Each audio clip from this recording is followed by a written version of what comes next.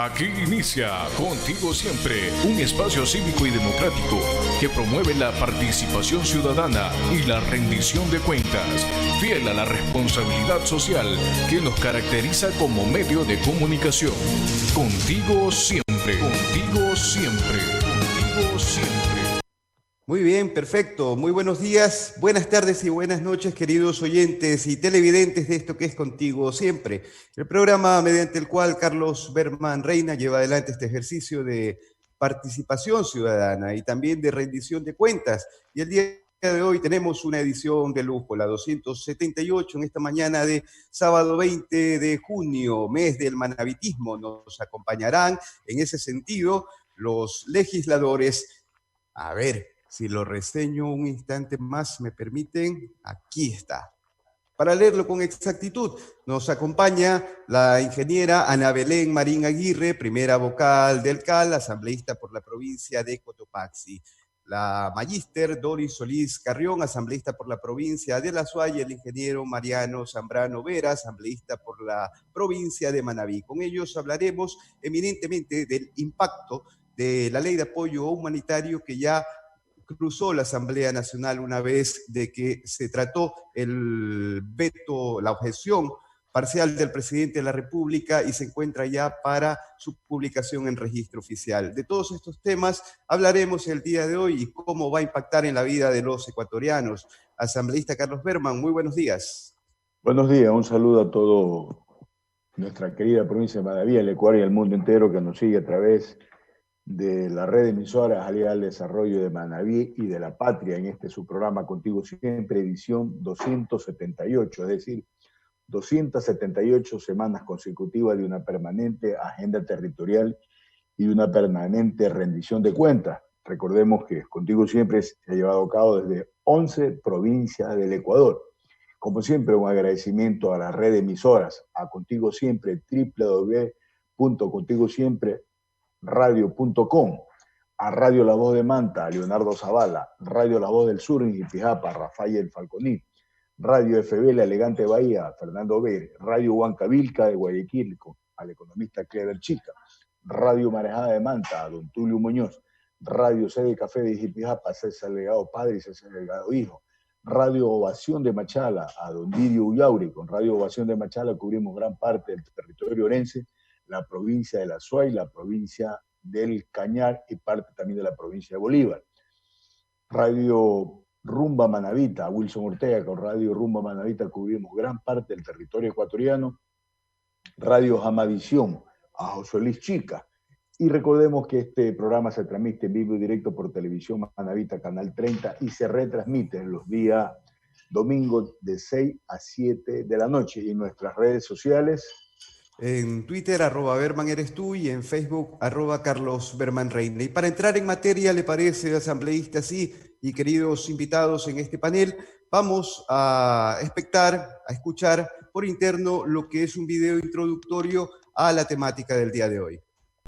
Primeras propuestas de medidas económicas del gobierno nacional previo a la pandemia. Estamos preveyendo un impacto de 2.252 millones, de los cuales por el lado de retenciones tenemos 426 millones, 220 millones por la contribución de los vehículos mayores a 20.000. Estamos computando en el caso de la contribución de los servidores públicos 226 millones de dólares, y en el caso de los gastos, por el lado corriente, menos 845 y por el lado de inversión, menos 535. Esto suma un valor total de 2.252 millones. La Asamblea Nacional, a la espera de la llegada de la anunciada Ley Económica Urgente por parte del Presidente de la República.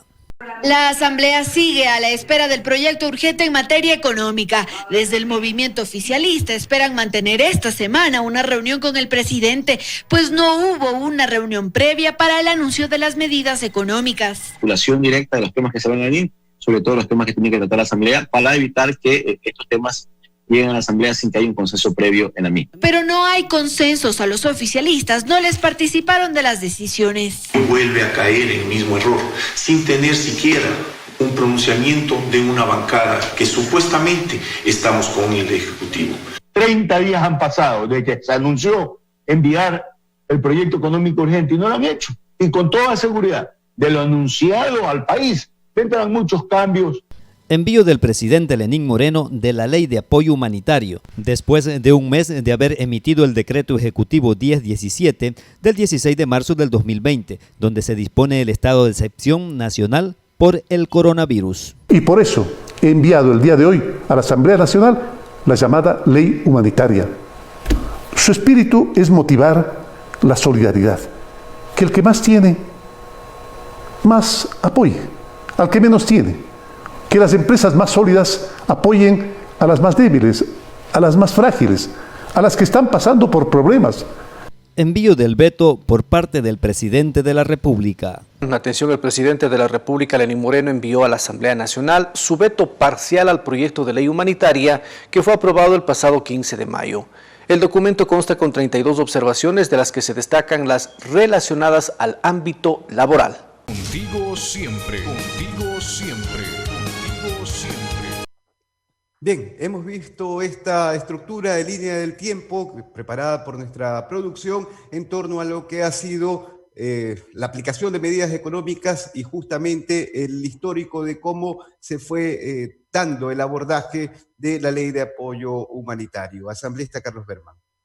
Sí, muchas gracias, Néstor. Y como lo habíamos anunciado, este es un tema sensible para el país. Nosotros desde hace más de 3 meses hemos venido hablando de 3 ejes. El tema sanidad, que concierne a la salud. El tema económico, que refiere a toda la parte productiva, la generación de plazas de empleo y trabajo, y la parte social, que nos preocupa sobremanera. Y cuando hablamos de la parte social, invocamos también a la democracia, que todos estos cambios deberían ser necesariamente dentro del marco de la democracia. Por eso nosotros hemos venido alrededor de más de 12, 15 programas llevando a cabo debates de altura, con propuestas de varios sectores que convergen al sector de la Asamblea, como son las diferentes bancadas, las diferentes posiciones, siempre en el marco del respeto, que el gran ganador de esta información sean nuestros conciudadanos. Y decía que nosotros hemos venido permanentemente preocupados. Si bien es cierto, estamos conscientes que vivimos un momento difícil, lo hemos dicho, hay que hablar un antes y un después del 2020, las condiciones, el mundo cambió totalmente, el Ecuador cambió toda su conformación en todos los ámbitos necesarios. Esta pandemia ha agravado mucho más ya la crisis económica que vivía el país. Yo creo que es importante, todos estamos conscientes, y desde ese punto de vista nosotros creemos que esta ley que llegó a la Asamblea Nacional, tenemos que reconocer que todos los sectores legislativos han hecho grandes esfuerzos para transformarla, para mejorarla. Creo yo que con todos los aportes, en principio era una ley eminentemente recaudatoria. Recordemos, solamente para poner en contexto, que inicialmente, lo hemos escuchado al presidente de la República y a varios actores, que en principio era de apoyo humanitario, es decir, el que más tiene, más contribuye. Pero solamente recordemos que inicialmente, como vino construida la ley, el sector laboral, es decir, tanto el trabajador público como privado, aportaba alrededor de 175 millones de dólares. Y para citar un ejemplo, el sector financiero, que en estos 2 últimos años ha ganado más de 1.500 millones de dólares. Solamente para citar, el año pasado ganó más de 640 millones. ¿Sabe cuánto iba a ser el aporte del sistema financiero? Apenas 31 millones de dólares. Esos de balance que no creíamos. A buena hora, la comisión, de la cual aquí hay 2 miembros, tanto Doris Solís como Mariano Zambrano, son miembros de la Comisión de Desarrollo Económico, que tuvo el tratamiento de una de las 2 leyes en materia económica urgente, como es la Ley de Apoyo Humanitario, y Ana Belén Marín, que ella es miembro de la Comisión de Régimen Económico y Tributario, que tiene la otra ley con carácter económico urgente. Para centrarnos en el tema, creo que es importante poner este panorama del momento que vive el país. Y reitero, el trabajo de la Asamblea nosotros siempre vamos a defender, porque sí ha hecho, como en esto y como casi siempre en todas las leyes, un buen trabajo en mejorar este proyecto de ley. Néstor. Bien, bien, asambleísta. Y en pleno ejercicio también, rápido, nada más, de cómo quedó estructurada la ley. Consta de 35 artículos, 7 disposiciones generales, una disposición derogatoria, 4 disposiciones reformatorias, una disposición interpretativa única, 23 disposiciones transitorias y una disposición final. Esto para conocimiento de la ciudadanía. Y asambleístas, invitamos a ver un nuevo video para entrar ya en el debate con nuestros invitados. 25 días después de que la Asamblea Nacional aprobara el proyecto de ley de apoyo humanitario, el presidente de la República, Lenín Moreno, envió la objeción parcial al documento con 32 observaciones, que según el gobierno permitirán una norma más justa de apoyo a los más vulnerables. Hemos discutido mucho el veto con representantes de la comisión y de las bancadas y creemos que hay coincidencias en el veto que llevarán a su aprobación lo más rápido. Entre los cambios que hizo el Ejecutivo se corrige la interpretación de la causal de fuerza mayor para asegurar que no existan abusos por parte de las empresas. Se determinó que los acuerdos a los que lleguen empleadores y empleados para reducir la remuneración en ningún caso se podrán concretar por debajo del salario básico unificado. Despido a trabajadores. Miren, señores, prácticamente hay más policías que trabajadores. En vez de que la policía esté dando seguridad en otro lado, no, están dando seguridad a la empresa de la cual hemos sido despedidos injustamente, señores. A los correos de cada uno de nosotros nos han hecho llegar los despidos, 12 de la noche. Esa es la situación que estamos viviendo en Edesa, señores. Asimismo, respecto a la reducción de la jornada laboral, que con previo acuerdo puede alcanzar un máximo del 50% y cuyo pago del salario no será menor al 55% del sueldo fijado, el presidente plantea que esta modalidad podrá efectuarse durante un año con la posibilidad de renovarse por el mismo periodo una sola vez. El gobierno nacional dispone la reducción de salario y horas de trabajo a servidores públicos. Lo que se reduce es la jornada en un 25%, toda vez que el servidor público, en vez de laborar 8 horas al día, va a laborar 6 horas al día, lo que equivale a 30 horas a la semana en vez de 40. Por consiguiente, es el 25% de la remuneración de la jornada. No así la reducción de la remuneración única y exclusivamente corresponde al 16.66%. Y en el caso de los docentes, ¿verdad? Corresponde a 1 hora la reducción.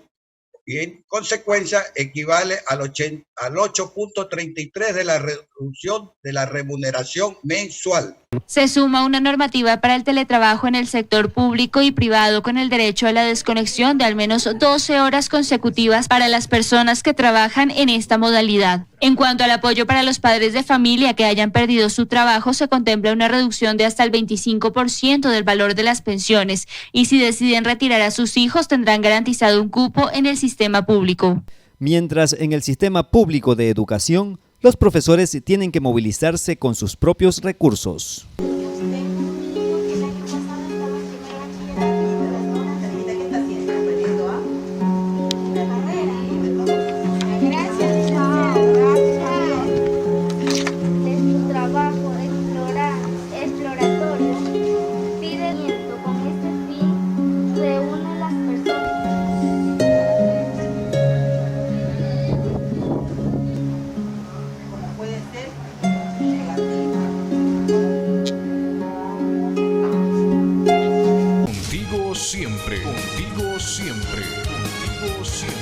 Le reitero la consulta, asambleísta, y básicamente para nuestros amigos oyentes y televidentes, este es un programa en vivo, 1000 disculpas de verdad, son detalles que pasan.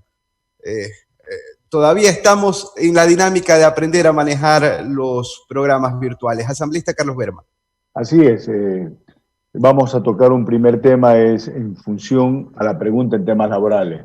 En este proyecto económico urgente se trataron temas eminentemente laborales. Vamos a iniciar esta primera parte de pregunta con la magíster Doris Solís.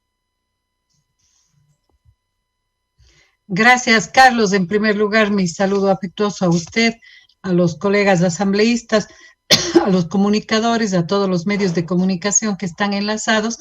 Y por supuesto un saludo especial a los ciudadanos y ciudadanas, a las familias ecuatorianas que nos escuchan en este importante programa. Yo debo empezar reiterando mi solidaridad ante las difíciles condiciones que estamos viviendo y que están viviendo la gran mayoría de familias de nuestro país, que son en realidad la razón de ser, la preocupación central de quienes legislamos en la Asamblea en función del bien común.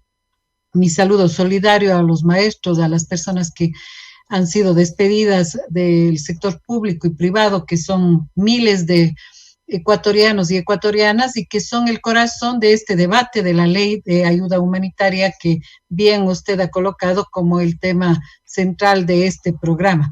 Y empiezo refiriéndome a esta situación, también mi solidaridad con las familias de quienes han perdido miembros de su familia producto de esta pandemia. Usted lo decía bien, Carlos, hay que contextualizar esta ley en que vivimos una crisis sanitaria, pero también una crisis social y económica, y hacía falta una ley humanitaria. Sin embargo, la ley que llegó a la Asamblea era una ley absolutamente incorrecta, donde se grababa o se pretendía grabar contribuciones, es decir, casi nuevos impuestos en realidad, a los trabajadores desde $500.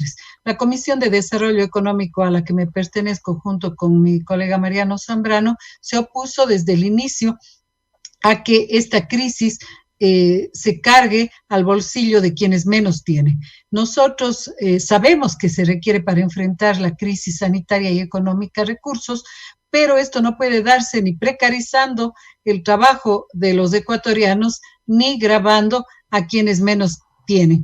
En ese sentido, pues, nosotros ofrecimos alternativas, como es el hecho de que se cobre las deudas en firme que tienen 500 grandes empresas en el país, $1.400 millones le deben estas grandes empresas del pago de los impuestos al SRI, que sería una fuente importante de recursos para inyectar a las empresas y a los trabajadores y no, afectar, ayudar a que se sostengan las empresas. Todos los organismos internacionales especializados en el tema económico han recomendado que lo que el Estado tiene que hacer es ir al apoyo, a la ayuda a las empresas y a los trabajadores. Sin embargo, el proyecto, y ahí voy entrando en la materia de su pregunta, el proyecto, en vez de buscar fuentes de financiamiento precisamente para apoyar las empresas, los trabajadores, la emergencia sanitaria, lo que buscaba es obtener esos recursos de los que menos tienen y precarizar las relaciones laborales. Es decir, permitir que a nombre de la pandemia se pueda, vulnerar los derechos de los trabajadores. A este tema nos opusimos, además que durante el transcurso de esta ley, que llegó tardíamente, Carlos, porque lo que hay que recordar a los amigos que nos escuchan es que la Organización Mundial de la Salud alertó a los diferentes estados del mundo, a todos los países del mundo, el 5 de enero, y la ley llegó en abril.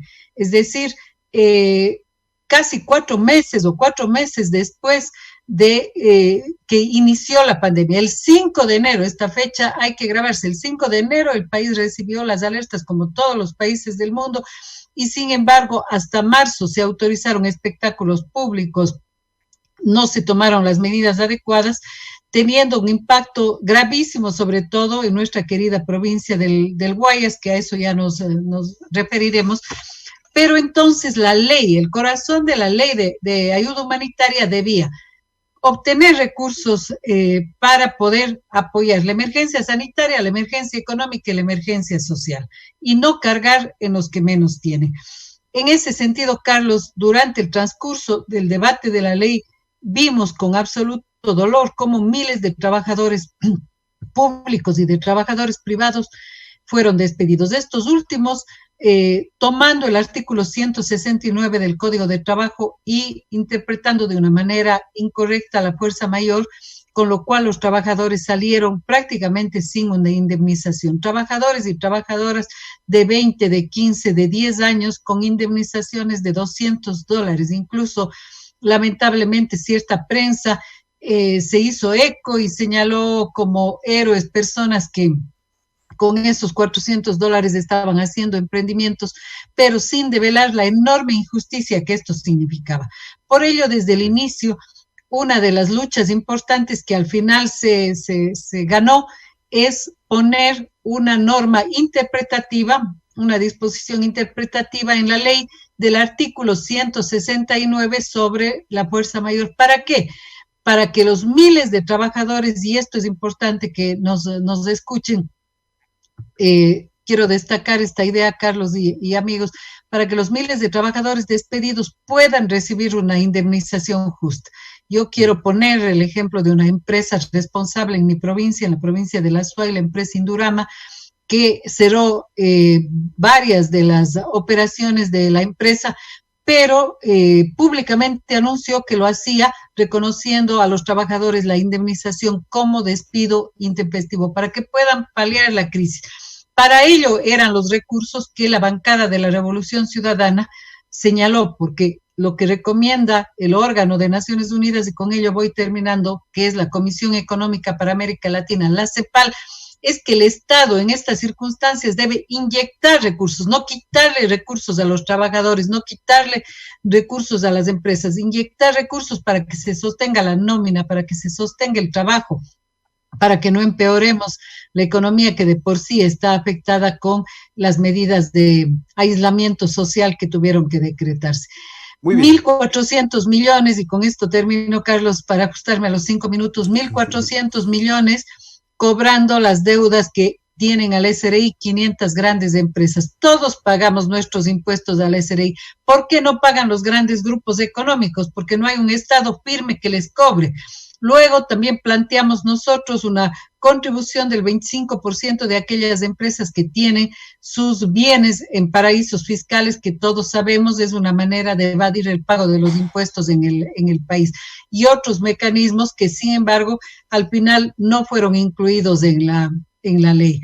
Es una ley insuficiente, pero una ley que al final hemos votado el día jueves, y nosotros nos hemos ratificado en algunos textos que, digamos, no empeoran las condiciones de los trabajadores como llegó el veto. Esta es una primera intervención, estimado Carlos y amigos que nos escuchan. Bien, a ver si asambleísta encendemos su micrófono y me gustaría ver la posibilidad, asambleísta Carlos Berman, de escuchar también la versión de la asambleísta Ana Belén Marín, su visión asambleísta, y considerar una idea última que me deja la intervención de su colega, su compañera, Doris Solís, y que tiene que ver con una reacción tardía de la institucionalidad en el Ecuador. ¿Cuál es su visión? Bueno, un saludo cordial en primer lugar, estimado Carlos, gracias por la invitación. Un saludo cariñoso a Doris y a Mariano, mis colegas asambleístas, a quienes respeto mucho por su valía en conceptos y, por supuesto, a nivel personal, cada uno de ellos. Evidentemente hemos pasado por un proceso bastante complejo dentro de la Asamblea Nacional, dando tratamiento a esta ley humanitaria, que desde que llegó la ley humanitaria, no solamente la oposición ha generado su preocupación. En lo personal, siempre recordaré y les decía en qué parte de la ley se aplica el concepto de ley humanitaria. ¿En qué parte? Yo no encontraba de ninguna manera cuando ingresó la ley. Así que se hicieron grandes esfuerzos y sumar la mayor cantidad de iniciativas legislativas, porque hay que recordar algo, es que la ley que llegó al Ejecutivo se sumó las iniciativas legislativas de nosotros. Como asambleístas presentamos varias iniciativas que iban de la mano con lo que el Ejecutivo había presentado y que varias de esas iniciativas fueron incluidas en esta ley.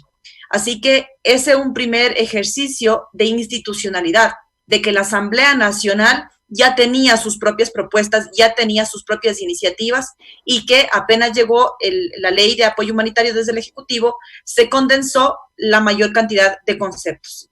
Ahora, en el tema laboral, evidentemente ha sido una preocupación enorme, sobre todo recordar, yo me trasladaré a la fase en la cual ya la Asamblea Nacional en segundo debate envió al Ejecutivo su pronunciamiento, y que, claro, cuando tú pones en una balanza, hay temas en la ley que no solo es laboral, hay varios temas extremadamente positivos, darle nombramiento a la gente de salud, entregarles el nombramiento a la gente maestro 6 entregar el presupuesto, hacer el acercamiento con la Junta Monetaria para que disminuyan los porcentajes de acuerdo a lo que es posible y viable, técnicamente viable, las prórrogas de los pagos, emisión de créditos productivos de manera más eficiente. Es decir, hay muchos temas positivos, pero claro, te encuentras con 2 artículos en ese momento, yo estoy hablando específicamente de ese momento para poder desarrollar mi idea, es que encontraste 2 artículos en los cuales el uno decía el crédito emergente y el otro la disminución de la jornada laboral,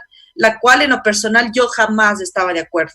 Primero, porque se ponía un tiempo en el cual eran 2 años con renovación de 2 años más. O sea, ¿cómo puede ser posible que 4 años los trabajadores tengan esa incertidumbre de qué es lo que va a suceder y con un contrato emergente? Me parece que eso no era lo correcto. Hasta el final tomé la decisión, les decía, no, compañeros, no podemos hacer eso en reuniones internas, en reuniones con otras bancadas, tenemos que reducir ese tiempo. Sin embargo, el veto ya llegó con esa corrección que me parece lo correcto. Pero por otro lado también, el tema de la reducción laboral no podía ser que afecte al salario básico unificado, que si se reduce la jornada laboral de 8 horas a 4 horas, les vas a bajar inmediatamente el salario a ¿cuánto? ¿A $200 o menos? ¿De qué viven los ecuatorianos, por favor? Esas correcciones se generaron en el veto de manera positiva y hay que reconocer que así como existieron errores en un principio, también aciertos en una siguiente fase por parte del Ejecutivo, quienes ya de manera acertada incluyeron en el veto estas correcciones de fondo. Pero adicionalmente ya en el último debate, en el último proceso que nos corresponde a la Asamblea Nacional previo al envío al registro oficial, se pudo hacer grandes cosas importantes. El tema de la ley interpretativa al artículo 169 del Código de los Trabajadores, yo aquí quiero hacer un justo reconocimiento a la asambleísta Karina Arteaga. Ella es la presidenta de la Comisión de los Trabajadores y ella trabajó con distintos sectores para poder apoyar, para poder facilitar que esta iniciativa que han venido de otros sectores adicionales también se pueda fortalecer desde el área de la Comisión de los Trabajadores. En la Comisión de los Trabajadores, quienes también participan, otros colegas asambleístas de otras bancadas, se han sumado. Entonces, ahí podemos ver que para nosotros la Asamblea no es sencillo. Tenemos una diversidad tan extensa que, por supuesto, para nosotros llegar a consensos es mucho más complejo que en las asambleas anteriores, y esta diversidad es lo que le vuelve mucho más, digamos, interesante. ¿Por qué hago reflexión al artículo 169? Porque es un artículo extremadamente importante y que también va a la par con lo que sucede a nivel empresarial. En lo que se está mencionando también en la norma es que es necesario que durante la pandemia las empresas no podrán entregar los dividendos, no podrán repartir los dividendos, tendrán que reincorporar en la empresa para que no haya excusa, para que no digan, ay, es que no tenemos dinero, es que nadie nos quiere prestar dinero o no hay forma. Esta garantía, o digamos de alguna manera un candado para el sector empresarial, permitirá que el sector empresarial no distribuya los dividendos y que tampoco despida a nivel laboral, sino que se inviertan esos recursos y que esa reinversión en la empresa permita generar una reactivación de la empresa y, por supuesto, el sostener la masa laboral, que es lo que a nosotros más nos preocupa. Y finalizo con algo sumamente interesante e importante recalcar. Es que se ha malinterpretado y se ha mal informado, indicando que la ley de apoyo humanitario ha sido la base fundamental para los despidos del sector público y del sector privado. Eso es importante rechazarlo de manera categórica, porque esta ley, como es de conocimiento público, ayer en la madrugada recién lo aprobamos, el día de ayer ya el secretario envió al registro oficial, es decir, recién estamos en un proceso y una ley mientras no esté en el registro oficial no está en vigencia. Lo que ha sucedido en febrero, marzo, abril o inclusive en meses anteriores no tiene nada que ver con la ley de apoyo humanitario, pero lo que sí tiene que ver ahora que se ponga en vigencia es la interpretación que quieran haberle dado al artículo 169 del Código de Trabajo y que finalmente lo que hace es enfocar a mantener un equilibrio entre el trabajador y quien genera el trabajo.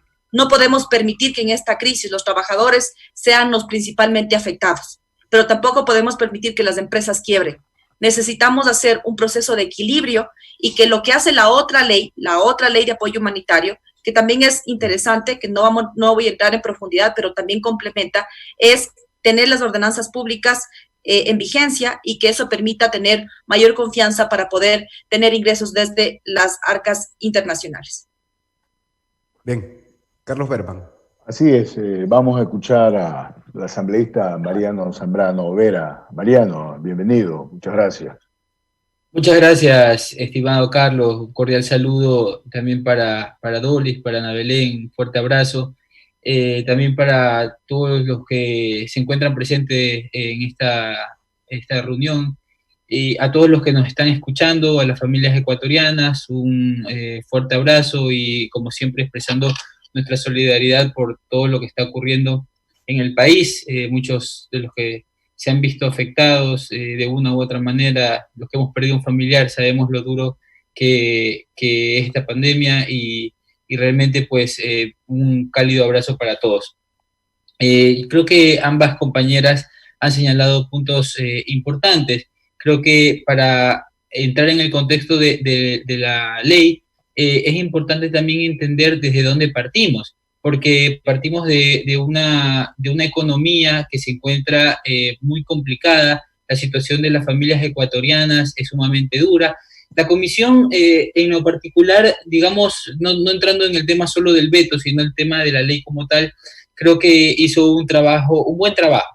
O sea, más allá de los resultados, que en algunos casos algunos colegas pueden decir que ciertos artículos no son los más favorables o que otros que no se aprobaron eran los más favorables, creo que se buscó escuchar a muchos representantes. Tuvimos, me parece que fueron más de 100 comparecencias entre el sector público, el sector privado, entre otros colegas asambleístas que fueron a exponer sus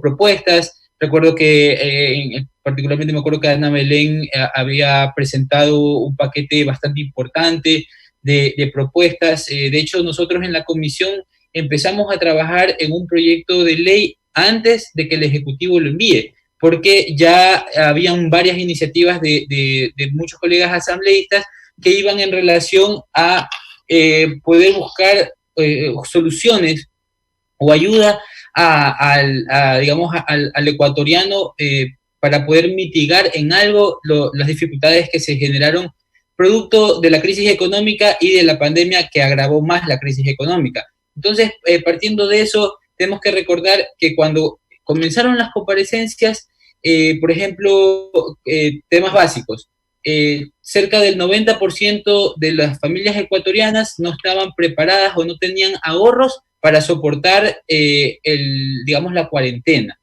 ¿ya? También, por ejemplo, la situación de las empresas, especialmente las pequeñas y medianas, no estaban en condiciones económicas para poder aguantar sin operar por más de un mes y medio, digamos 2 meses a lo máximo. Entonces, de esta situación también se derivó una problemática aún mayor, que hoy en día acarrea más de 200.000 empleos que se han perdido entre el sector público y el privado, y ahí creo que Ana Belén ha hecho una muy buena aclaración, que hay mucha confusión en la ciudadanía, porque lamentablemente creo que no se ha difundido bien la información, y muchos creen que por producto de esta ley, que aún no es aprobada, han existido muchos desempleos, muchos despidos, y no es así. Más bien, la ley lo que ha buscado de una u otra manera es recopilar lo mejor, que sin duda no es perfecta, sin duda no resuelve todos los problemas que tiene el país, pero de una u otra manera busca dar herramientas tanto para los ciudadanos y también para las empresas, para poder buscar de una u otra manera impulsar la economía, salvaguardar el empleo. Tenemos que recordar que sin trabajadores no hay empresa y también sin empresas no hay trabajadores, así que la relación tiene que ser muy equitativa, y eso es lo que se ha buscado, más allá de que es sumamente complicado, pero se ha buscado de una u otra manera sacar lo mejor de los textos para poder brindar, digamos, la mejor ley posible para los ecuatorianos. Entonces, entrando en el tema laboral, creo que hay varios puntos importantes que la Asamblea decidió ratificarse, como por ejemplo ha sido el tema de la interpretativa del 169 del Código de Trabajo, que es importante. ¿Por qué? Porque originalmente estaba propuesto como está, que o sea, para que se invoque la fuerza mayor realmente tiene que haber un cese definitivo de las operaciones de la empresa. Porque, de hecho, en la comisión nosotros recibimos representantes de trabajadores de las florícolas, donde nos supieron expresar con mucho dolor y molestia que habían sido despedidos bajo esta causal y que la empresa, posteriormente a esto, había seguido operando, había inclusive ofrecido recontratarlos a ellos, pero básicamente comenzando de cero. Entonces, eso claramente es un abuso por parte de las empresas, que no son todas. Tenemos que también ser claros que no todas las empresas son así. De hecho, la mayoría de las empresas no son así. Lamentablemente, como en todo, porque también aquí en la política y tanto en el sector empresarial como también en los ciudadanos mismos, por unas cuantas que personas o instituciones que no hacen las cosas correctas, pues se cree que la gran mayoría es así. Pero realmente yo creo que en general la clase empresarial ha hecho un esfuerzo enorme por tratar de mantener los puestos de trabajo, por tratar de mantener la economía andando, porque al final del día, si lo vemos de una u otra manera, cualquier persona que ha puesto en riesgo su patrimonio, que ha invertido en este país, que cree en el país, no va a permitir pues tampoco que todo el esfuerzo que han hecho se acabe, ¿no? Entonces, creo que es un trabajo en conjunto y la responsabilidad sobre todo que tenemos todos los ecuatorianos, ya sea desde la función pública o privada, de poder ayudar a la economía a que salga adelante, y las responsabilidades que tenemos con toda la familia. Entonces, por ejemplo, dentro de lo que mencionaba de las ratificaciones, esto es importante, sin duda busca evitar los abusos.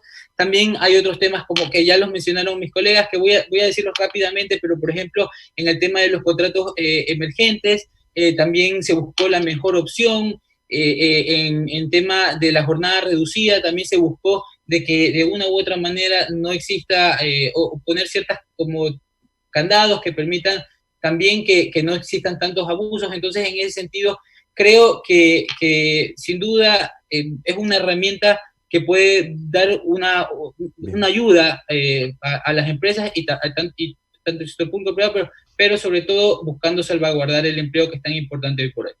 Muy bien, asambleísta Carlos Berman, su posición.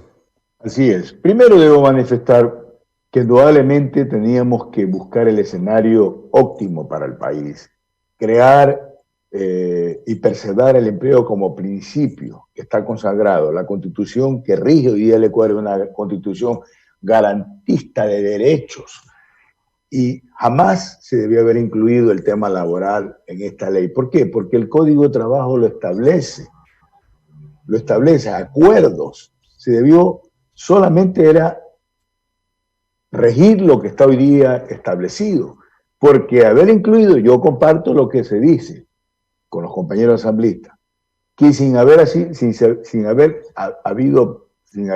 aprobado la ley, ya el sector, gran parte o una parte del sector empresarial empezó ya a utilizar esta herramienta para hacer el despido. ¿Por qué? Porque se presumía que se iba a aprobar la ley y se iba a permitir la configuración. Es más aún, en eso tenemos que ser claros, el ministro de Trabajo, recordemos que primero emitió un decreto a cargo del ministerio, y después en el mismo día tuvo que modificar el decreto porque creaba más confusión. Pero lo importante es lo siguiente, mire, nosotros en lo personal votamos en contra en la ley para segundo debate. Y ahora votamos a favor. ¿Por qué? Porque el veto que vino del Ejecutivo era mucho más perjudicial al sector laboral que como fue aprobado inicialmente la ley. ¿Y por qué hago esta relación y hago esta aclaración? Porque indudablemente nosotros no es que votamos por estar en contra del gobierno o estar en contra porque estar en contra de todo, sino que hay una justificación. Y por eso está mismo la votación. Recordemos que fue aprobada con 74 votos la ley, y ahora en el veto fue aprobada con 116 votos. Ahí está la demostración que la Asamblea dijo, era mejor mantener lo que aprobó la Asamblea que lo que vino en el veto. ¿Por qué qué? Porque era nocivo, era regresivo para el sector laboral. Mire, el trabajador ecuatoriano, yo provengo del sector privado, siempre he estado en el sector privado. he sido dirigente gremial del sector. El trabajador ecuatoriano es inteligente, sabe el momento que vivía el país y si puede haber llegado a diálogo. Ellos saben que no sacan nada con ir a cualquiera de los ejercicios que está previsto, a una huelga, porque se acababa más rápida la única fuente de trabajo. Se debió haber llegado a mejor acuerdos para prevalecer, para mantener la estabilidad laboral, ya lo hemos dicho. Por eso nosotros estamos en esa línea de mantener, y a buena hora tenemos también que reconocer y insistir que la Asamblea hizo un gran trabajo en mejorar la ley y fue aporte de todos los sectores. Nosotros mismos, en lo personal, planteamos 10 reformas a la ley y 5 modificatorias a lo que llegó la ley. Ya más adelante explicaremos cuáles fueron aprobadas, inclusive con la asambleísta Ana Belén Marín coincidimos con una propuesta que era incentivo al sector productivo a través de la reducción de las tarifas eléctricas. Eso lo hablaremos en el transcurso del programa. Pero por lo tanto nosotros creemos que esta ley, de alguna manera, hoy día, como fue aprobada por la Asamblea, crea un mejor ambiente y hacemos un llamado. Nosotros tuvimos en ediciones anteriores, aquí también compañeros asambleístas pertenecientes a la Comisión de Derechos de los Trabajadores, como fue el asambleísta Marcelo Holguín, como fue Vicente Tallano, que es vicepresidente de la comisión, y a Mesías Tatabués como presidente del Frente Unitario de Trabajadores de turno, para tratar estos temas también. Es decir, nosotros hemos venido también tratando este tema, y más aún. Así que creo yo, en homenaje al tiempo, que nuestra propuesta fue con absoluta claridad en defensa de los intereses. Reitero, siempre es bueno poder mediar entre el sector empresarial, que es el gran, y estamos conscientes. Ellos ponen de riesgo su patrimonio, ellos deuda para crear fuentes de trabajo, pero el actor principal también es el trabajador, con quien tenemos que precautelar la estabilidad laboral para que haya esas buenas relaciones que siempre hemos buscado el mejoramiento de las condiciones de vida de todos los ecuatorianos. Carlos, y si me permite solamente una pequeñísima acotación. Nos hemos guiado en la Asamblea Nacional las diferentes bancadas, como aquí ya se ha señalado, pertenecemos los 4 a diferentes fuerzas políticas, pero nos ha unido la defensa de los derechos de los trabajadores y trabajadoras de la patria, que son los más débiles. Y nos hemos guiado, estimado periodista y amigos que nos escuchan, por lo que recomienda la Organización Internacional del Trabajo, la OIT. La OIT hizo una serie de recomendaciones al Ecuador y a otros países del mundo para enfrentar adecuadamente la pandemia sin afectar más de lo que la crisis en general afecta. El COVID, por ejemplo, debe ser una enfermedad profesional porque todos estamos sujetos en el transcurso de nuestro trabajo al contagio y ser reconocidos como tal. Si hay acuerdos para rebajar la jornada laboral, para preservar el empleo, tienen que ser tripartitos con la presencia del Estado. Todos estos temas que en honor al tiempo no se pueden tratar, pero yo quisiera invitar a los amigos, sobre todo a los trabajadores y trabajadoras del país, a que se apoyen en los criterios de la Organización Internacional del Trabajo. Ventajosamente, con el veto del día jueves, como decía Carlos, nos ratificamos en aquellos artículos que protegen, al menos en algo, a los trabajadores y podrán hacer uso, incluso retroactivamente, porque la virtud de una disposición interpretativa es que se puede hacer retroactivamente para aquellos que fueron despedidos sin indemnización. Bien, asambleísta Doris Solís, muchísimas gracias. Y en función justamente del tiempo, son las 8:50 de la mañana, quiero plantear un siguiente segmento de consulta para todos y arranco con usted, asambleísta Solís, justamente porque nos había anticipado de un compromiso en su agenda a partir de las 9 de la mañana y tiene que ver con la huella de la Asamblea en esta ley de apoyo humanitario. En principio, el proyecto enviado por el Ejecutivo hablaba de no aumentar tarifas de servicios básicos hasta por 6 meses, una vez promulgada la ley. La Asamblea, en cambio, amplió el rango y lo dejó desde el primer decreto de estado de excepción, es decir, en marzo, y que rija a partir de ese mes por un año, otorgando flexibilidades de pago sin cortes de servicios. Esa es quizás una de las huellas más profundas en este proyecto en el ámbito social, pero sin embargo es suficiente para las necesidades ciudadanas, una ciudadanía que está desempleada, con deudas y a la expectativa de lo que pueda pasar. Y otra lista adicional allí, asambleísta Doris Solís, asambleísta Ana Belén Marín y Mariano Zambrano, Carlos Berman, tiene que ver con su visión en torno a los principales incentivos que recoge hacia los sectores productivos esta ley. Muchas gracias. Yo creo que la ley es insuficiente, lo ha dicho la bancada de la Revolución Ciudadana, y por eso no votamos a favor de esta ley, porque se quitaron todas aquellas propuestas que nosotros realizamos para transformar esa ley en una ley efectiva de ayuda humanitaria. Bien decía Ana Belén, el título no corresponde y es algo que ha sido cuestionado por varias bancadas, por múltiples legisladores, porque realmente los apoyos a los ciudadanos y a las empresas son muy pocos, son insuficientes, son absolutamente menores de lo que la dimensión de la pandemia y de la crisis social y económica está significando. Hay algunas cosas positivas que se lograron introducir, como señalo, para nosotros insuficientes, pero, por ejemplo, blindar que todos los recursos que hayan en la pandemia no pueden ir a pago de la deuda externa. Sin embargo, tenemos que lamentar que el gobierno, desoyendo la voz de la Asamblea, que le recuerdo a Carlos y a los amigos que nos escuchan y a usted, amigo periodista, todas las bancadas de la Asamblea le plantearon al ministro de Finanzas que no pague la deuda externa en este contexto, porque además los propios organismos, digamos que internacionales, señalaron que debía acogerse a una moratoria, renegociarse, pero en el caso del Ecuador se pagan y se pagan mucho más de lo que ha dicho el ministro de Finanzas, quien le ha mentido al país y le ha mentido a la Asamblea, y se paga más de 1.200 millones de dólares. No tenemos siquiera las cifras transparentemente, y se paga a tenedores privados de la deuda. No es cierto de que se pagaba para obtener otros créditos que además no conocemos el destino que el gobierno nacional está dando. Por ello, entre paréntesis, señalo en este foro que hay 5 pedidos de juicio político al ministro de Finanzas, algo que venimos exigiendo al CAL, y qué bueno que esté aquí Anita Belén para que pedirle una vez más que el CAL trate este tema. Parte de nuestra labor es la fiscalización.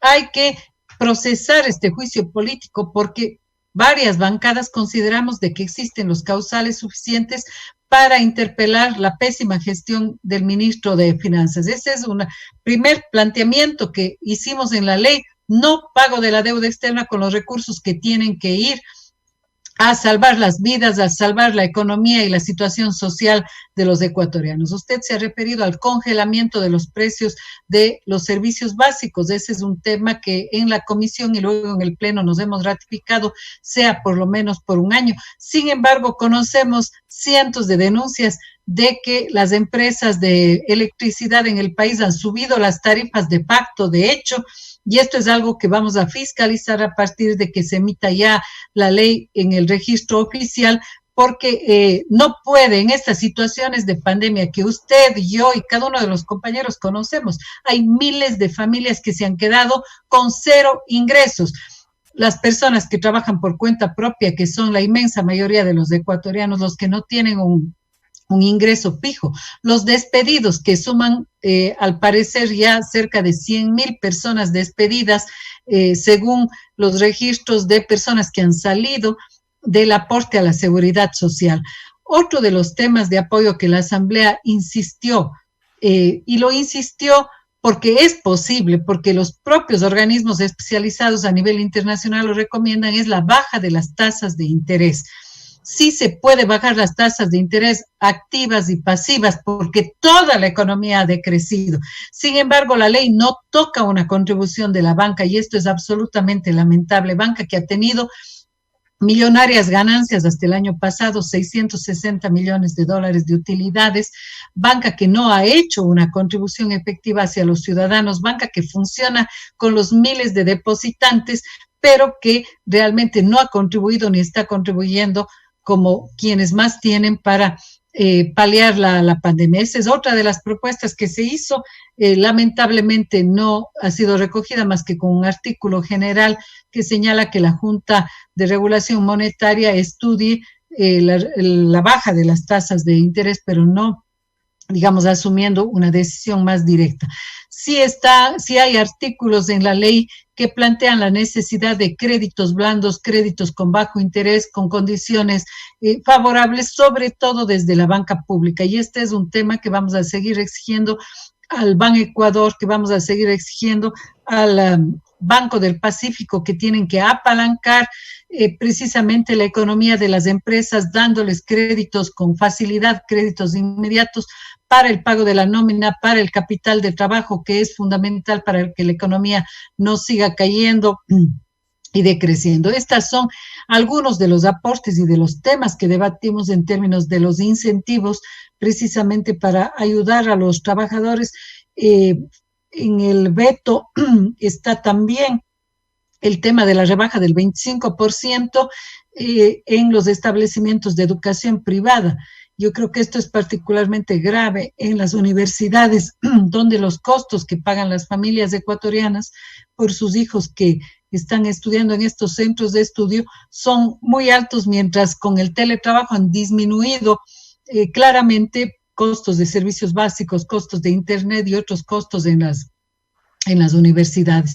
Es decir, la esencia del análisis y del concepto es comprender que en la pandemia todos tenemos que contribuir, no solo el que tiene un ingreso fijo, no solo el más pobre, tienen que contribuir, los centros educativos privados tienen que contribuir, la banca tienen que contribuir, las empresas y sobre todo las entidades financieras con créditos en condiciones adecuadas para la reactivación de las empresas y la protección del trabajo. Así es, Dori. Creo que la explicación que ha dado es importante. Le damos la palabra a Mariano Zambrano Vera en el mismo enfoque. ¿Esta ley realmente acoge el sentir ciudadano en lo que respecta a los servicios básicos? Bueno, creo que Doris ha hecho una muy buena explicación. Creo que es importante tener en cuenta, por ejemplo, que con respecto a los cobros inusuales que están existiendo por parte de las compañías eléctricas, la Asamblea Nacional, dentro de un cambio del orden del día, pidió la comparecencia del ministro de Energía para que pueda explicar por qué se está dando esta situación, que sin duda, pues, una familia que en muchos casos o se ha visto mermado su ingreso o que ha perdido su ingreso por completo, no está en condiciones ni de pagar la luz digamos, al precio regular, peor aún cuando se aumenta de manera desproporcionada. Entonces, nosotros vamos a estar justamente analizando esta situación y sobre todo fiscalizando. Dentro de lo que corresponde a la ley de apoyo humanitario, la objeción del Ejecutivo planteaba, porque originalmente la Asamblea aprobó que sea 1 año, y el Ejecutivo planteaba reducirlo eso a 6 meses. Dentro de lo que nosotros hemos entendido del análisis que realizó el Ejecutivo, es que las compañías eléctricas podrían verse afectadas por esto. En lo particular, yo creo que la Asamblea tomó una decisión correcta, de manera mayoritaria, en mantenerlo para 1 año, no solo el no incremento de las tarifas, sino también que por falta de pago producto de la pandemia, esa deuda que tendrían los ciudadanos se puede prorratear hasta 12 meses sin intereses. O sea, eso es importante porque en este momento, tanto las familias como las empresas, en muchos casos, más que la utilidad es la liquidez que está matando al sector productivo. Entonces, por eso es importante también acotar esto de aquí, ¿no? Creo que aparte de eso, tomando en cuenta que también Doris mencionaba otros temas importantes, no sé si va a haber otra ronda adicional, pero creo que vale también destacar. Vale destacar otros temas, por ejemplo, en el tema de créditos, que es importante. Si bien yo me sumo a Doris, creo que la banca no hace lo suficiente. Creo que lamentablemente hay que entender también que es un negocio, pero ellos no arriesgan. O sea, nosotros los ciudadanos somos los que estamos arriesgándolo todo, y ellos simplemente en el momento que consideran que un negocio o que o que una persona es muy riesgosa, simplemente no le dan el crédito. Entonces, por mucho que nosotros, o sea, tenemos que analizar dos temas. Uno es que la necesidad de que los intereses sean más bajos. Y producto de esto, por ejemplo, también propusimos dentro del proyecto original, digamos, que se aprobó, es que también exista una reducción, o sea, de los nuevos créditos que existan, se puede exonerar de impuesto a la renta una parte de lo que generan de intereses la banca. Esto yo he visto en redes sociales que ha sido mal interpretado, pero lo que se busca realmente es un incentivo porque es peor no tener liquidez para una empresa e inclusive para el país, porque una empresa que desaparece también significa menos ingresos para la caja fiscal. Entonces, creo que en ese sentido, o sea, hay un beneficio para la banca, pero no se busca beneficiar a la banca, sino se busca es dar las posibilidades al sector productivo de poder acceder a créditos a través de un beneficio que tiene la banca, pero poder tener créditos que permita generar rentabilidad, que permita generar plazas de trabajo. Entonces creo que, no sé si me estoy entrando tal vez en la próxima pregunta, pero creo que hay otros temas que hay que revisar.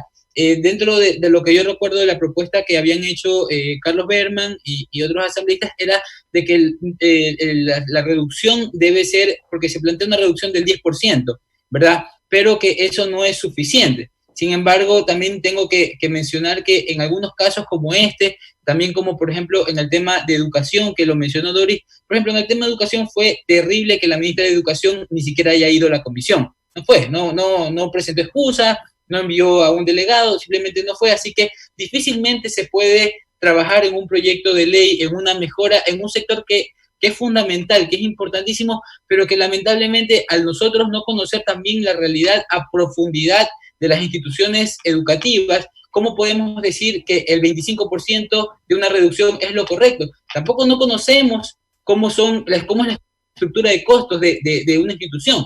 Entonces no sabemos si realmente el 25% es algo con lo que ellos pueden absorber o no. Entonces, es verdad, o sea, ojalá y pudiéramos decir que fuera más el descuento, porque sabemos que hay hogares que, por ejemplo, el padre perdió el trabajo y a la madre le redujeron el trabajo, o sea, le redujeron los salarios. Entonces, no solo, o sea, la merma que tienen en ingresos las familias realmente puede ser muy alta y en muchos casos es muy variada.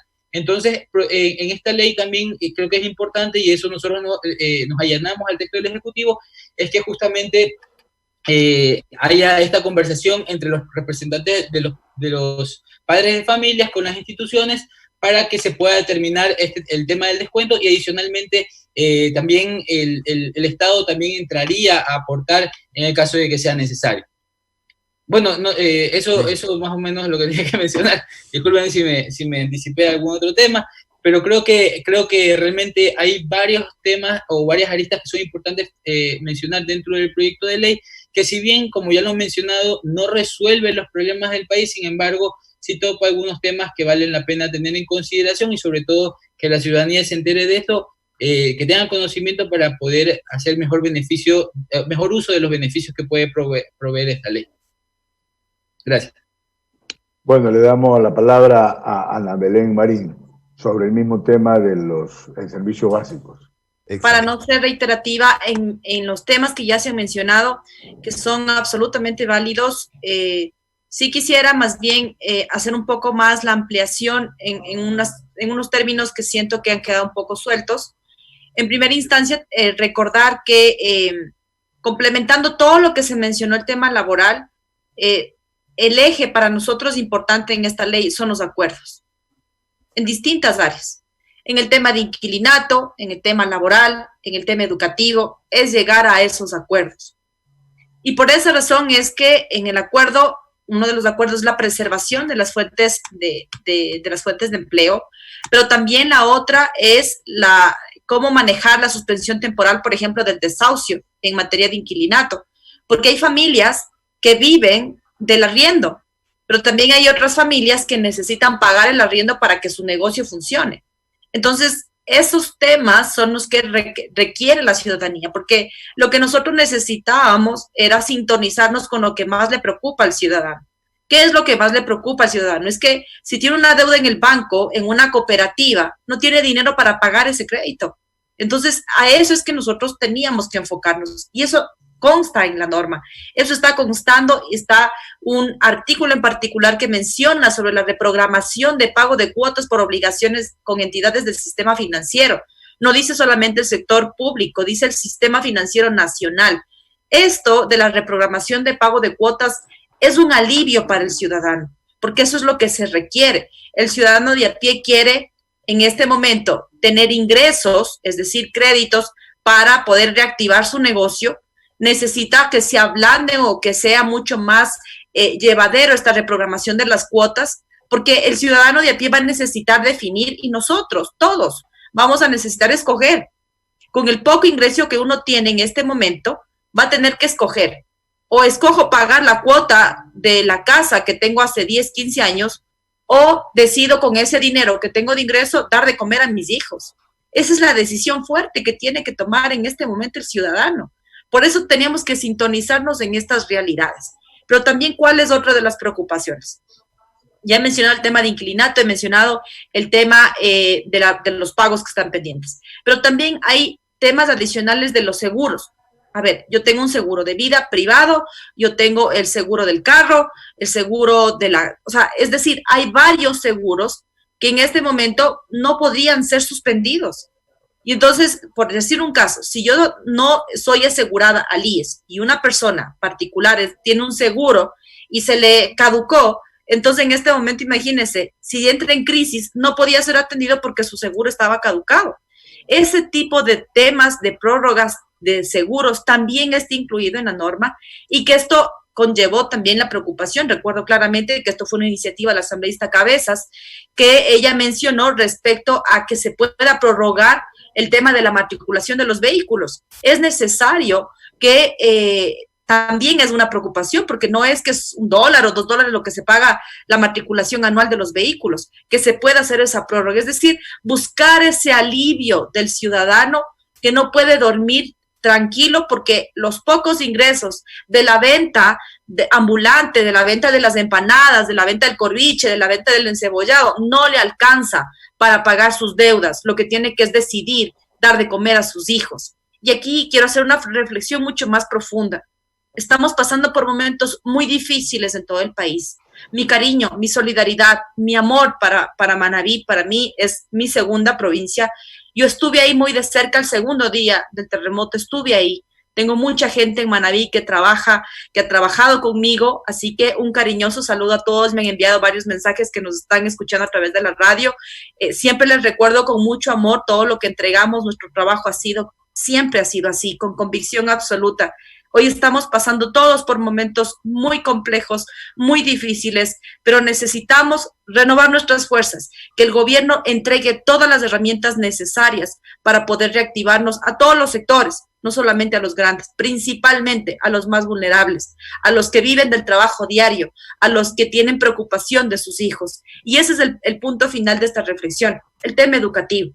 En esta norma también se incluye no solamente la disminución del 25% en la educación privada, también lo que se incluye es que se entregue la infraestructura necesaria para que tengan mejores y mayor acceso a la educación en el sector público. Mire, es tan triste. Yo vivo en el sector rural, en mi provincia, y en el sector rural a los niños y a los jóvenes les están mandando los deberes por WhatsApp y les dice, este es el deber y usted mande por WhatsApp también al fin de la semana. Y ese es el procedimiento educativo que estamos teniendo en este momento. Es lamentable, la educación pública, sobre todo en el área rural, está bien complicada. Nosotros en la Sierra Ecuatoriana y en Amazonía, apenas empezó la cuarentena, nosotros estábamos en clases. Nuestros niños estaban en clases y nos tocó de manera inmediata adaptarnos a la educación virtual. ¿Eso qué ha significado? Ha significado también enfrentarnos a que un manejo virtual necesitas tener todas las herramientas, pero que eso no lo tienen todos los sectores. En el sector rural, sobre todo, no existe. No hay la herramienta necesaria, pero que la ley lo que le hace es permitir que puedan tener las herramientas necesarias y de manera progresiva entregar tecnología a los sectores más vulnerables, porque la educación es básica, la educación es necesaria y no por la pandemia nuestros niños, nuestros jóvenes pueden parar.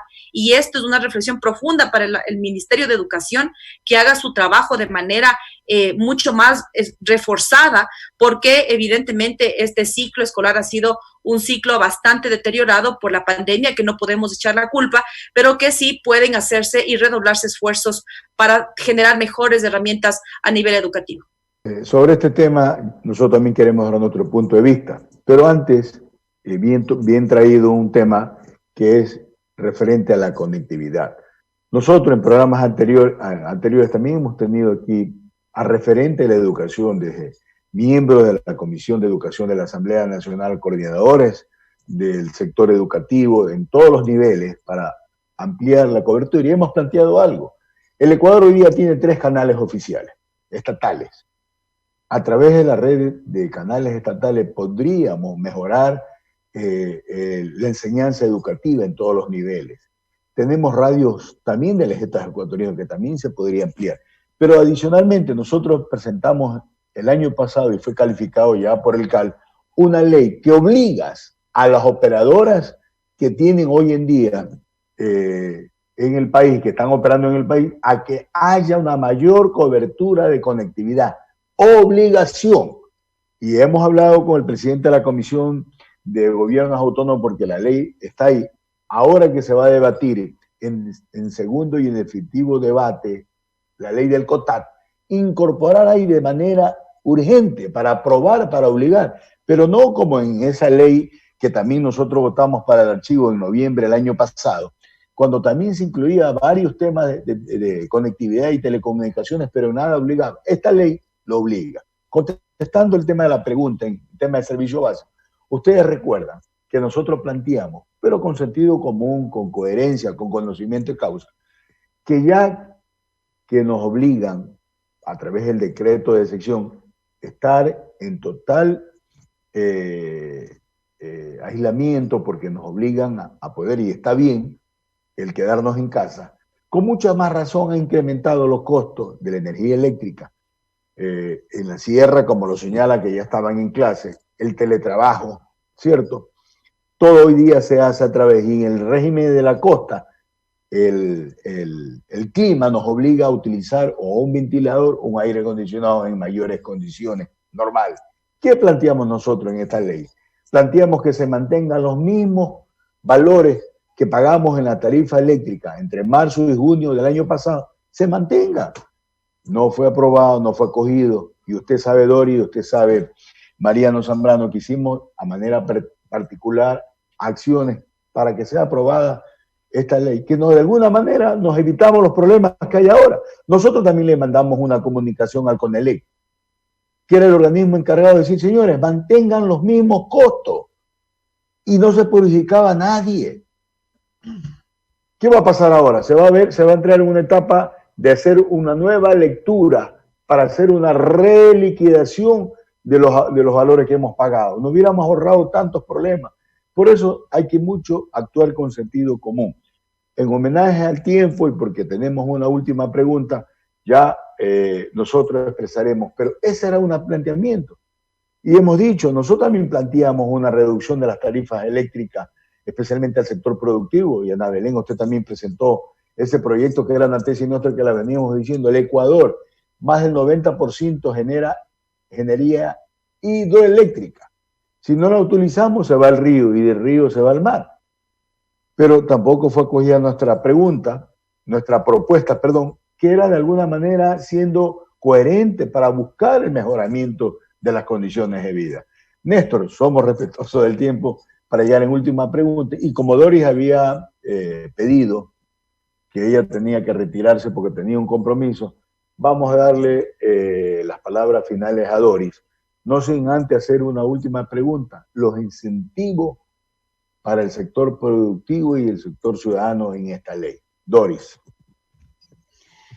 Gracias, Carlos, y gracias por este espacio que ha sido, a más de ameno, yo creo que muy provechoso para poder informar a los ciudadanos proceso mismo de construcción de una ley que en este caso, al ser económica urgente, tiene un primer mes de tratamiento, luego el veto del Ejecutivo y luego el tratamiento final del veto, que lo hemos culminado el día jueves.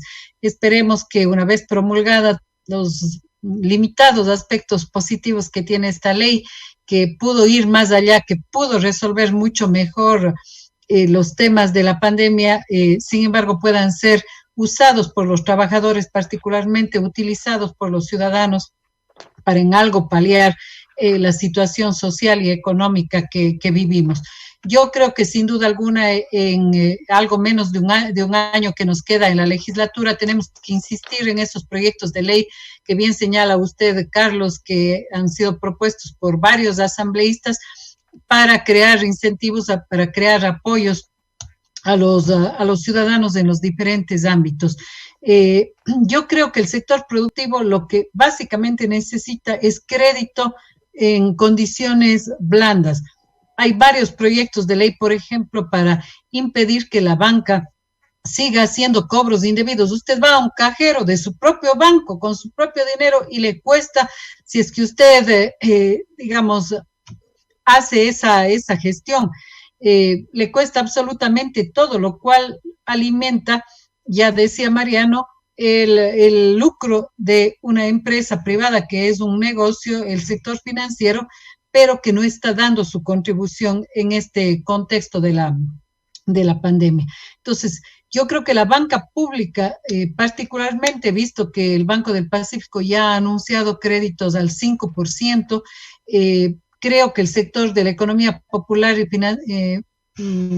y solidaria está comprometida precisamente con los sectores a los cuales representa, a los cuales agrupa, y me parece que el incentivo fundamental es créditos con bajas tasas de interés, con plazos adecuados para poder activar la economía, a más de los que hemos señalado ya.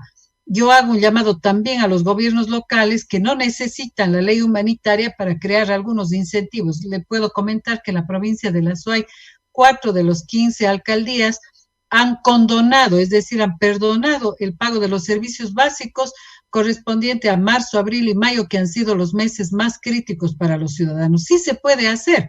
Hay países como El Salvador que condonaron todo el pago de los servicios básicos durante los 3 meses más graves de la pandemia.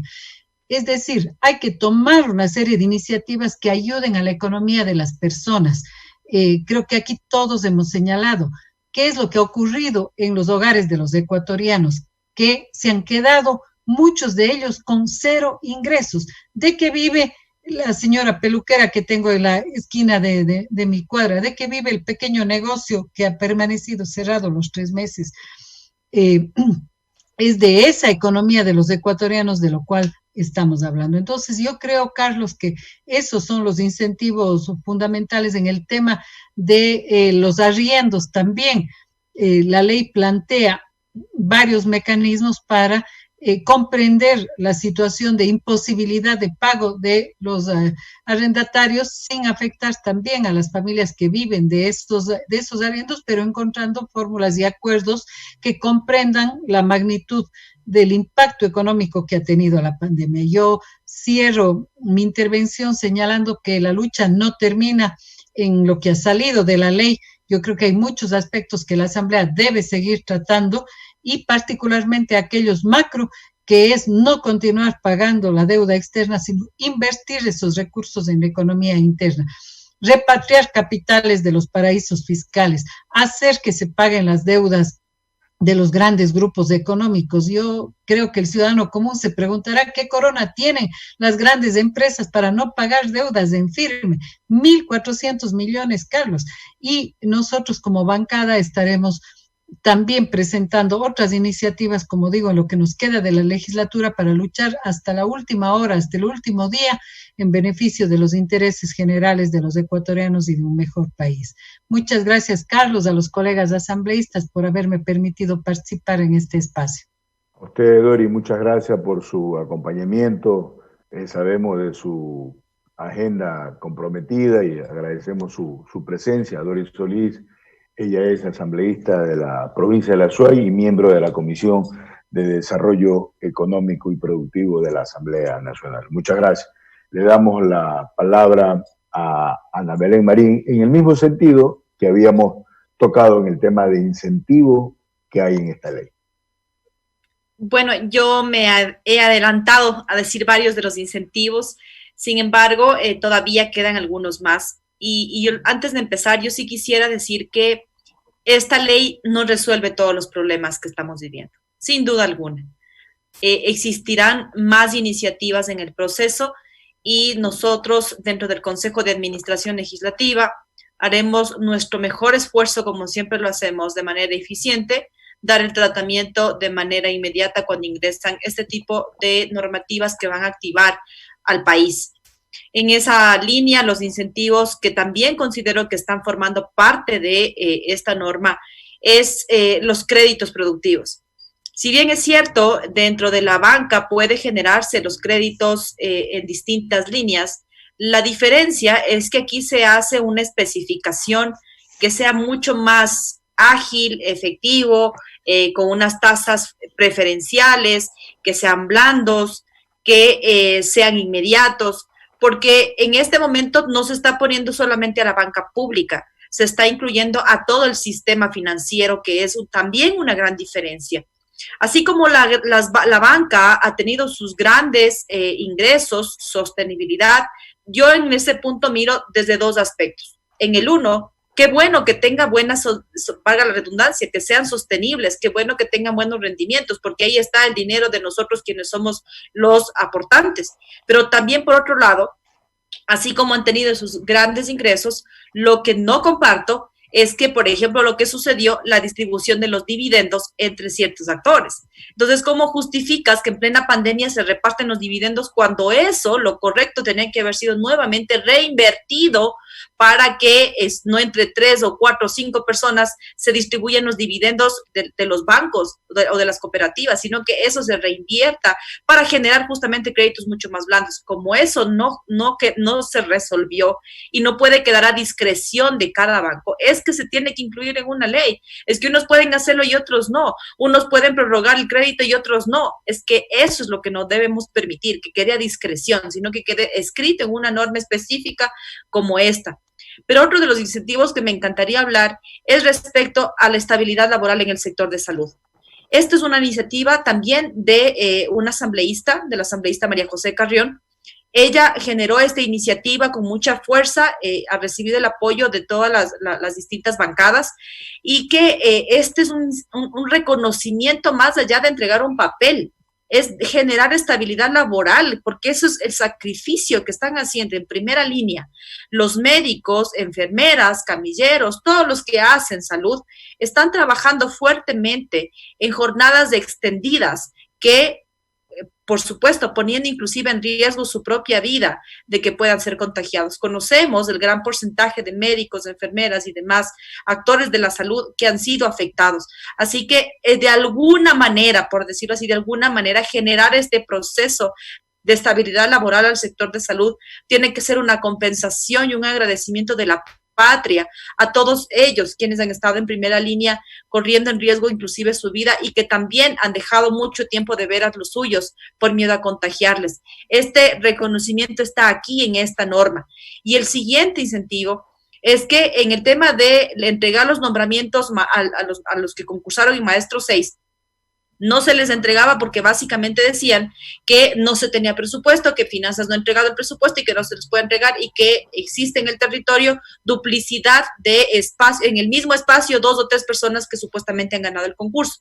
Con esto lo que se hace es exigir al Ministerio de Educación que entregue los nombramientos de los maestros que también han pasado por un concurso previo de mérito y oposición calificados para que puedan llegar a cumplir con este concurso. Pero también les han prorrogado, también les han venido pasando fecha tras fecha, y hoy en esta norma se hace ese reconocimiento. Los maestros han hecho un rol fundamental también en esta pandemia. Insisto, en Amazonía y en la Sierra Ecuatoriana, los maestros con sus propios recursos han hecho teletrabajo, con sus propios recursos han enviado los deberes, las tareas a los niños, a los jóvenes, buscando la forma, y hemos visto grandes ejemplos de varios maestros que han hecho un esfuerzo extremo para poder llegar a la gente que menos posibilidades tiene, porque no en todos los sectores de nuestra patria hay internet, no en todos los sectores de nuestra patria nuestros ciudadanos tienen acceso al internet, o por lo menos a un celular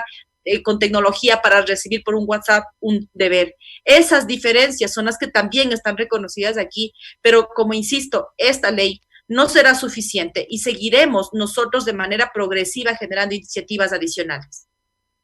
Muchas gracias, Ana Evelyn. Mariano Zambrano Vera, en el mismo sentido de la pregunta, los incentivos en esta ley. Gracias, Carlos. Bueno, creo que ya hemos topado algunos de los temas, creo que lo mencionó Doris, lo mencionó Ana Belén, principalmente el tema de los créditos, sobre todo para el sector productivo, son fundamentales. Dentro de la ley, como lo mencionaba Doris, se plantea de una manera que posiblemente no genere los resultados que se requieren con el tema de que la Junta Monetaria revise el tema de las tasas para que exista una disminución. ¿Por qué? Porque es necesario que después primero, a ver, tenemos que partir de una cosa. Todavía no conocemos hasta cuándo vamos a seguir afectados por la pandemia. O sea, no sabemos hasta cuándo vamos a volver a una normalidad en todo el país.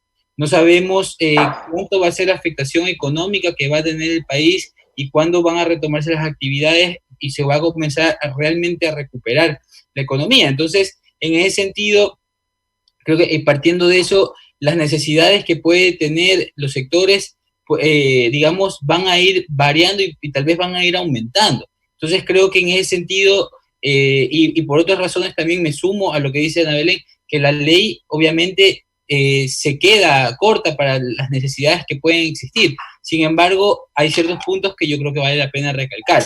Por ejemplo, en el tema de créditos, se busca justamente incentivar para que el sector, digamos, financiero brinde créditos blandos a más largo plazo, con tasas de interés que sean más viables. Muchos, digamos, sobre todo los pequeños productores que tal vez no pueden acceder a la banca formal o los bancos grandes y tienen que caer en cooperativas donde tienen tasas de interés sumamente elevadas que realmente no les permite poder crecer, poder seguir invirtiendo. Entonces, partimos de una problemática que no es de ahora, sino viene de antes. Entonces, creo que también esto puede ser un inicio para poder ir reformando ciertos temas. Otro de los puntos que considero importante, que tal vez no se ha topado todavía, que plantea la ley, es que los consumos que se realicen desde el 2020 hasta el 2022 en lo que tiene que ver con turismo local, se puede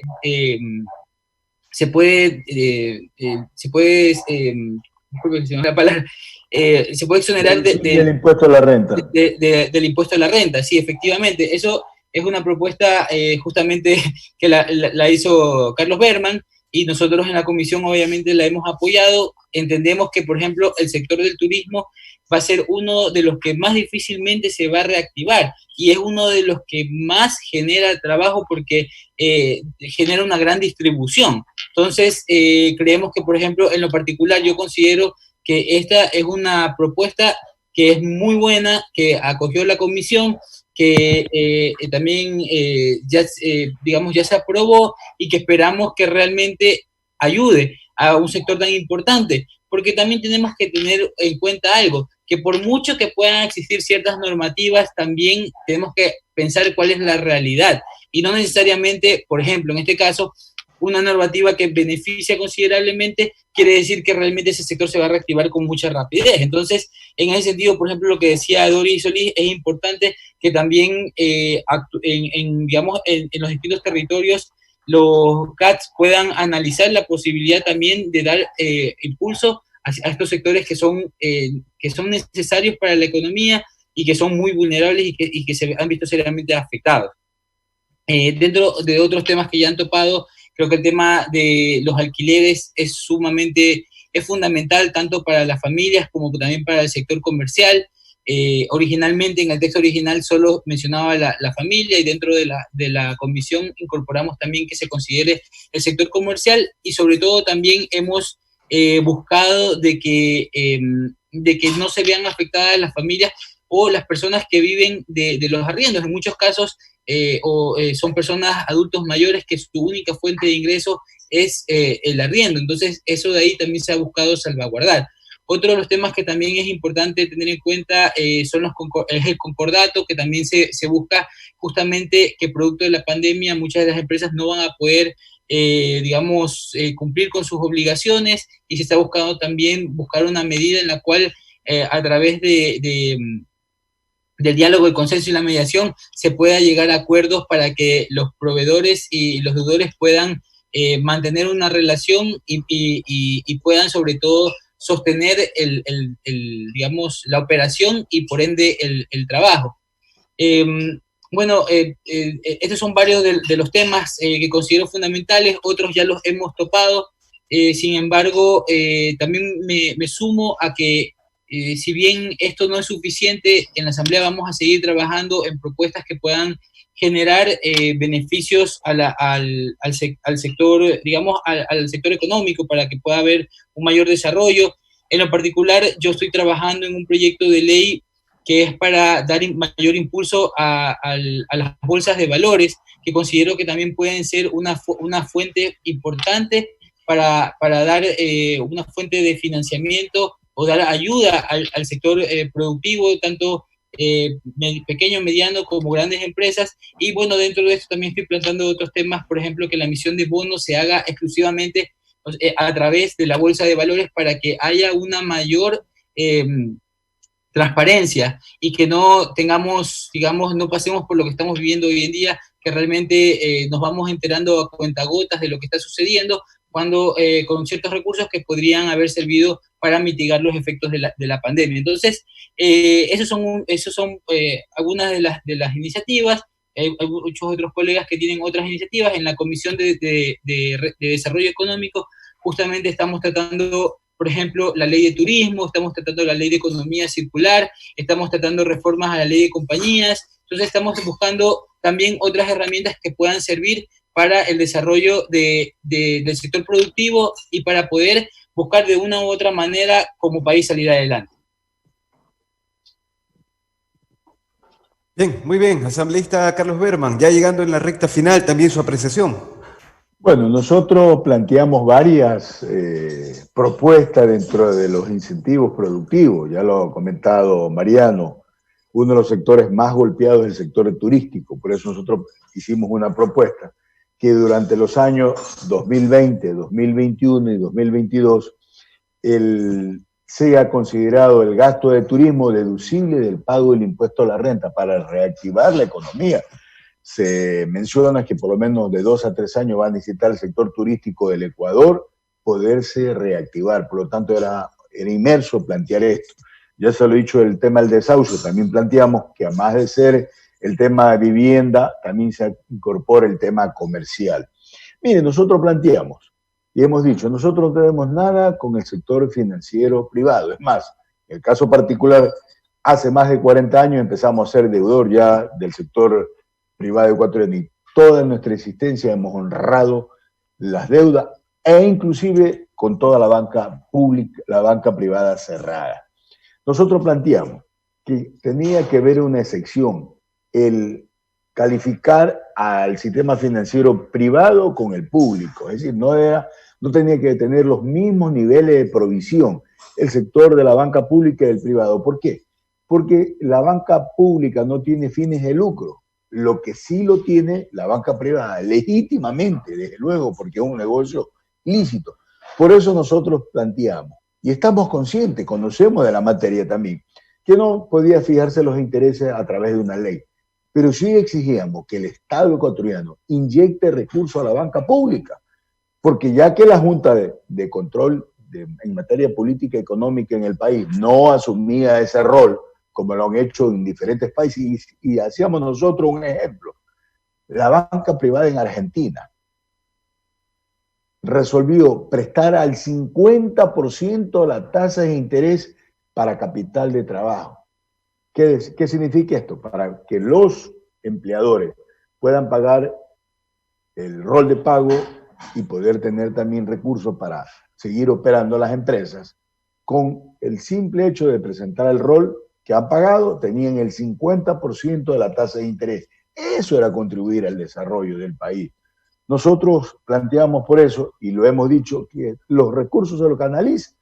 Hoy el Ecuador, lo ha señalado también aquí los compañeros asambleístas, y es verdad, es digno de destacar, que se han entregado recursos para canalizarlos a través del Banco del Pacífico al 5%, con 6 meses de gracia a 36 meses plazo. Esa es una gran opción. Pero mire, hoy en día, casi como todos los actores de la cadena en materia de salud, son los primeros héroes que han contribuido a estabilizar, a salvar miles de vidas. El sector agropecuario también ha contribuido. Y usted, Ana Belén, lo conoce, Mariano lo sabe en la saciedad. El sector agropecuario también ha estado en primera línea. En el Ecuador no hubo escasez porque el sector agrícola de manera particular y el sector ganadero contribuyó también a mantener. Hoy más que nunca hay que ver las miradas hacia el sector agropecuario, hay que inyectar recursos. Nosotros le hemos planteado más de una vez, como miembro de la comisión, al ministro de Finanzas, que de paso es el presidente de la Junta, que creen líneas de crédito. ¿Cómo puede ser? Para el gran sector agropecuario le prestan al 8.95 y al micro y al pequeño le prestan al 21%. Imposible con esos créditos. Si no cambiamos el tema. Por eso nosotros hablábamos de inyectar recursos a la banca pública para que se concentre crédito al 4, al 5, dependiendo los costos que se canaliza hoy en día, que los organismos multilaterales, sea Banco Mundial, FMI, que tanto dice que quieren apoyar al Ecuador, que lo demuestren inyectando recursos. Pero mire, el desglose, el gobierno habla que hay 1.140 millones de dólares para reactivar la economía. 500 millones se van a canalizar a través del Banco del Pacífico, con el crédito al 5%, con el plazo que determiné. 250 millones se van a canalizar a través de la Corporación Financiera Nacional, con recursos del Banco Mundial. Se habla que 90 millones se van a canalizar a través de la CONAFIT, también con el mismo 5% de la tasa de interés. Y 300 millones se van a canalizar en 2 bancos privados del Ecuador. Y el Ban Ecuador no hay recursos.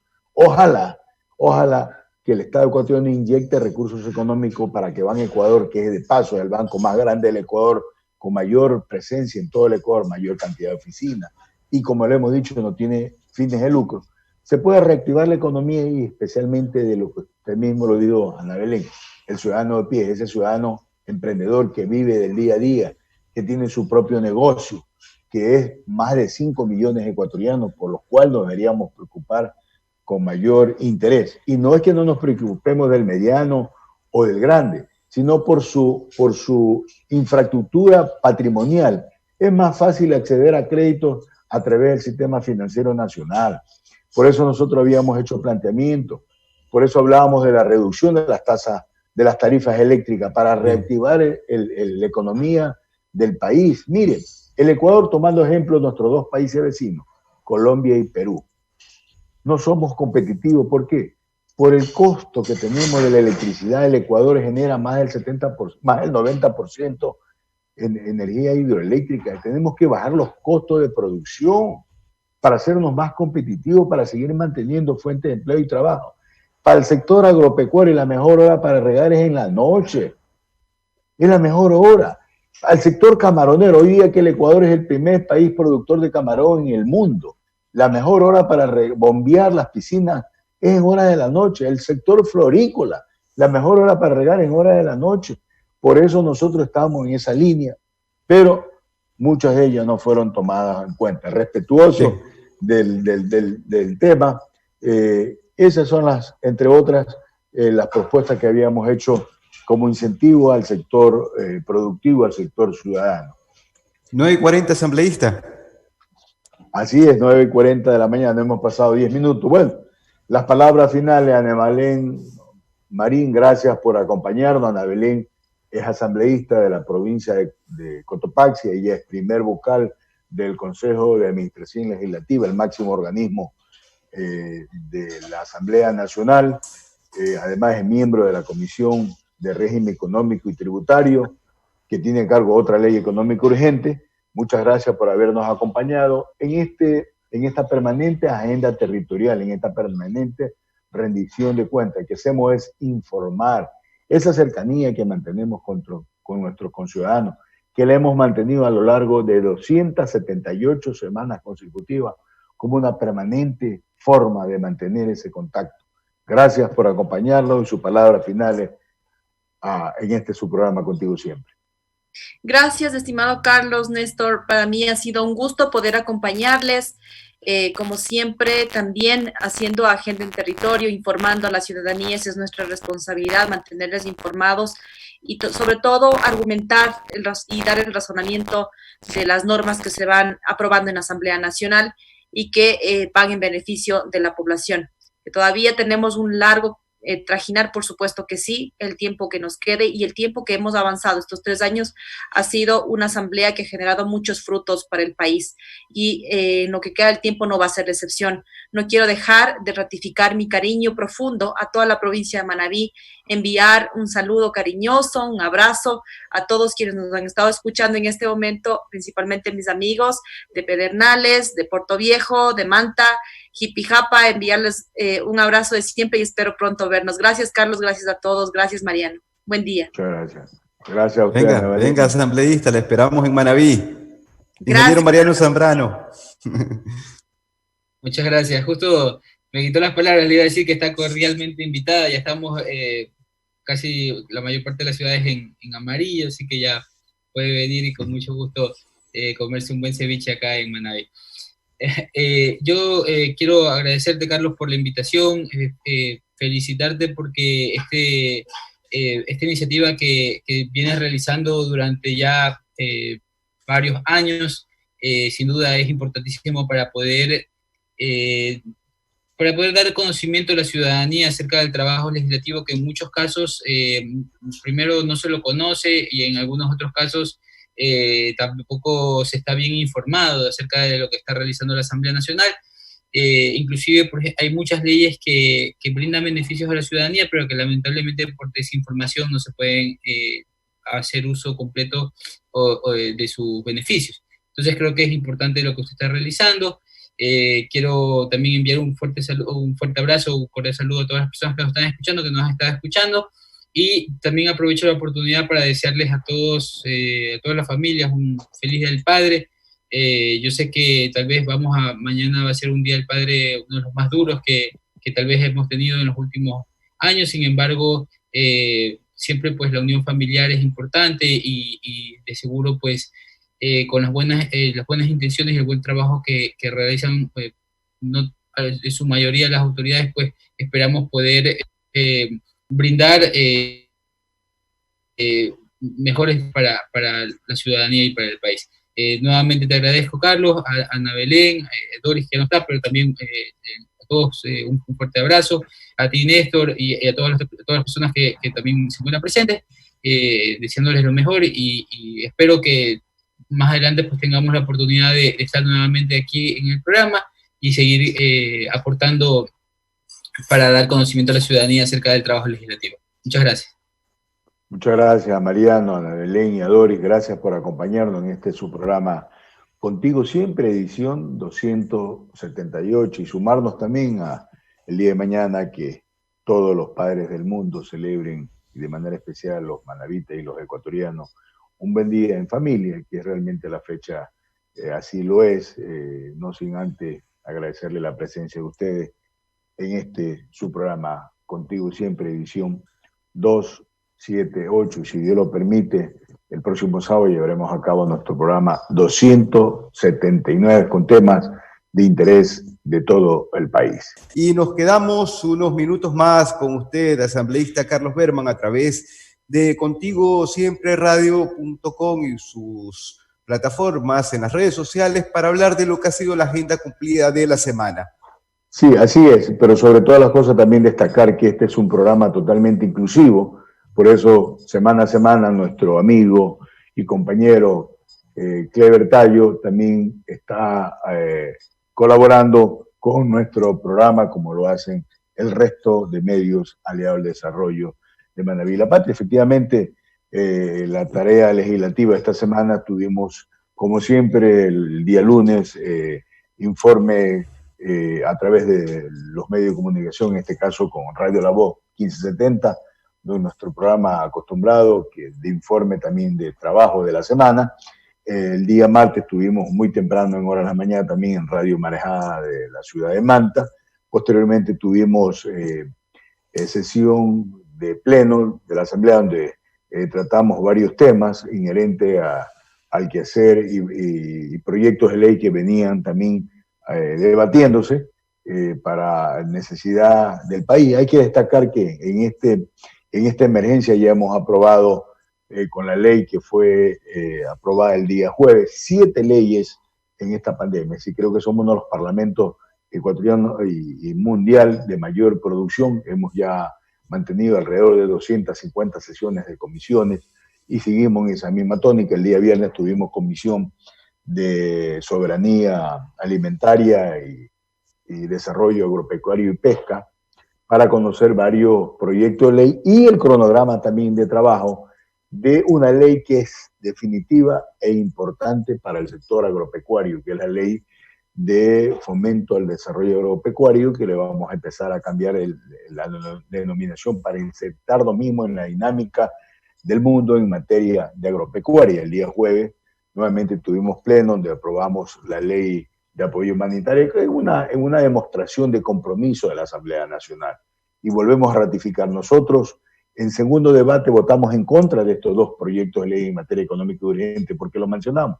Era nociva, lesiva a los intereses del trabajador ecuatoriano. No había ninguna actividad, más aún las propuestas nuestras tampoco fueron acogidas en su totalidad. Y siendo coherente, cuando vino el veto, analizamos y creíamos que era mejor apoyar como fue aprobada por la Asamblea, porque el veto era mucho mayor afectación al sector laboral. Por eso aprobamos una parte de la ley. Insistimos en la propuesta original de la Asamblea y por eso, reitero, logramos 116 votos. En el resto que había que allanarse al veto del Ejecutivo, nosotros votamos en contra porque no creíamos que era lo del momento en beneficio del pueblo ecuatoriano.